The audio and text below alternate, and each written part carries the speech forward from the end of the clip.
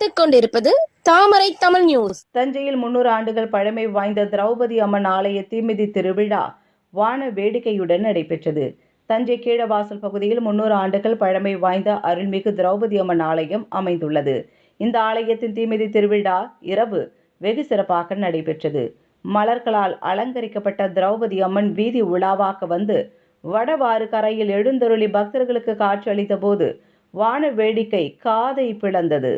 தொடர்ந்து வடவாறு கரையை ஒட்டி அமைக்கப்பட்ட தீக்குண்டத்தில் கோவில் பூசாரி தீக்குண்டத்தில் இறங்க அவரை பின்தொடர்ந்து விரதமிருந்த சிறியவர்கள் முதல் பெரியவர்கள் வரை தீக்குண்டத்தில் இறங்கி தங்கள் நேர்த்திக் கடனை நிறைவேற்றிக் கொண்டனர். இவ்விழாவில் ஏராளமான பக்தர்கள் கலந்து கொண்டு அம்மனை வழிபட்டனர்.